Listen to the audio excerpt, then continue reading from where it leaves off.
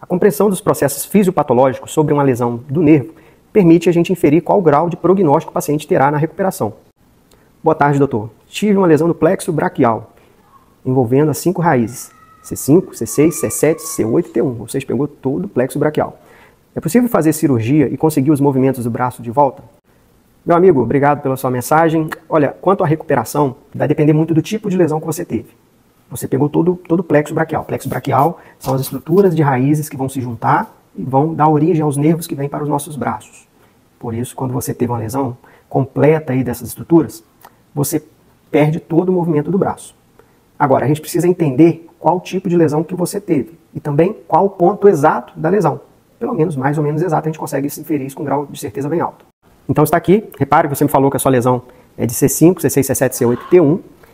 Essas raízes, elas são a origem do nervo praticamente. Essa origem dele, ela se dá ainda dentro da medula espinhal e você pode ter lesão aqui descolando essas raízes da medula, isso nós chamamos de avulsão da raiz, ou a sua lesão pode ser exatamente aqui no plexo.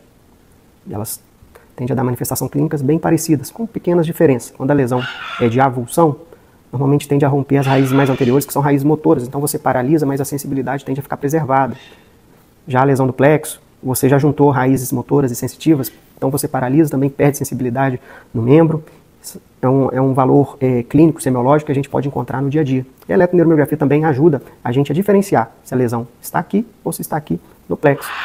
Raramente a lesão pode se dar aqui mais para baixo. Normalmente é quando tem lesão da região da clavícula ou fratura aqui no próximo ao ombro aqui também. Ontem, por exemplo, eu fiz o exame de um paciente que teve um acidente há 10 anos atrás, acidente de moto, e a lesão foi mais ou menos por aqui, ele perdeu todos os movimentos da mão e do antebraço, por exemplo. Como saber o prognóstico, então, de quem tende a ter uma boa recuperação apenas do ponto de vista clínico, com fisioterapia, de quem necessita de cirurgia? Vai depender de quais estruturas do nervo está sendo comprometida. O pior cenário seria aquele caso, por exemplo, de avulsão, onde você tem, digamos, uma secção do nervo, um corte do nervo, e aí você tem que operar para você vir e colar essa estrutura novamente. Então, um prognóstico ruim, mesmo com a cirurgia, você pode ficar com sequela, fica com sequela, e a recuperação vai depender muito de caso a caso. O outro cenário é um cenário onde você tem um esmagamento do nervo. Então, você cai, você acaba estirando a fibra nervosa, você rompe várias pequenas fibras, mas outras, dentro do nervo tem vários fascículozinhos, outros fascículos ficam preservados. E aí esses fascículos preservados, eles podem começar a brotar o músculo daqueles fascículos que foram comprometidos. E com o passar do tempo, ele vai regenerando e ele pode voltar, então, a crescer novamente. E o cenário mais simples seria apenas uma pancada. Você dá uma pancada no nervo ali, inflama alguns dias, paralisa temporariamente, depois recupera normalmente, não deixa sequela. Então, nesse cenário de apenas uma pancada leve, uma neuropraxia, prognóstico excelente, normalmente aí 3 meses no máximo, o paciente já está com quase toda a força já recuperado. Dificilmente fica com sequela. A axonotimese seria aquela lesão por esmagamento, onde você tem estiramento de fibras, várias fibras acabam se lesando. E aí o prognóstico depende da gente saber do quanto de fibras foram comprometidas. A eletroneuromiografia consegue estimar isso para a gente através de índice de viabilidade axonal. Então, se você, por exemplo, se você tem 10 fibras, perdeu 2, 3, as outras 7 vão conseguir dar conta dessas 3 que foram comprometidas. Então, com o passar do tempo, você tende a recuperar a força.